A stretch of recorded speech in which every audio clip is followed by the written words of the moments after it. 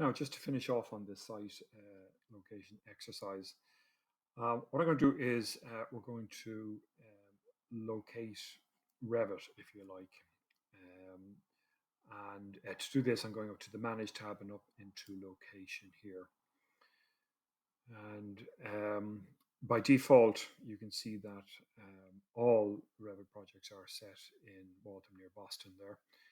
And so we need to reset Revit back to our site. So if you have an address, pop it in there and hit search and pop up in here. And there you go. Perfect. There's my site right there. Now that's important to do that for your shadow exercises and things like that. So not only have we got Revit now um, located correctly in the world, we have it geolocated according to the OS coordinates. We have it orientated to true north. And the final thing that we need to do is set the above sea level datum. So I'm going to hit OK here. Now, nothing will have changed and your coordinates will have stayed the same, but we're in the right ballpark here now. So I need to set a datum here. And to set the datum, we need to perhaps go into an elevation. Okay. Now, in the elevation, you can see that there are no survey points. So I'm hitting VV on the keyboard. The project base point and the survey point are turned off by default in most of your views except the site view. So I'm going to turn those on. There. Now let's pop in there, and I've got my coordinates right, but the elevation is wrong there. Now I'm going to check my survey point because yeah, I want this off. Okay, so not checked. It's fixed into position there, because watch what's going to happen here. I'm going to put my elevation in. So I'm going to say that this site is 12.5 above sea level. So 12,500, because it's millimeters. Remember that. Now look, see what's happened. Is my survey point has jumped up into there. Look what's happened to my levels here now. My levels are relating to the project base point, with the survey point as acting as the anchor here. Now I want to shift those levels up, obviously. So what I'm going to do is pop in here, and the first four level will be at what, 2800.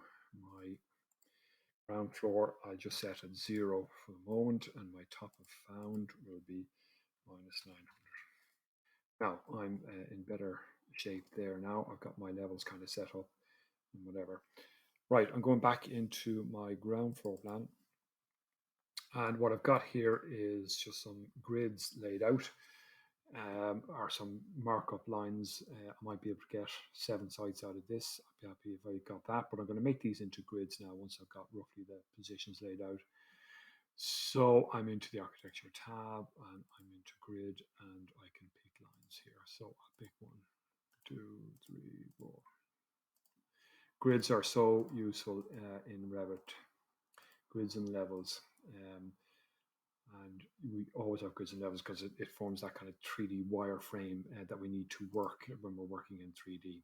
So there's my grids more or less set up. I'm going to go back into my north elevation and just have a look here. So I'm going to drag these out, and it's always good to kind of set this up right at the beginning. So drag your levels right out here beyond your grids, like so.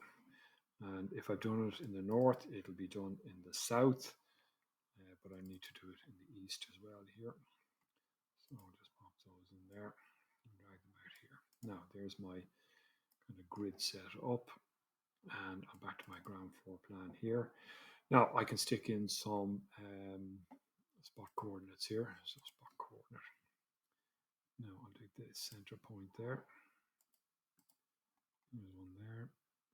It's always good to get a spot coordinate on a particular grid line, because okay, so I've got grid 4, that would be grid 1, again grid A, and if I have a coordinated point between there and there, that's probably the point I will use for shared coordinates, and that's a whole other series of lessons that we'll come on to there.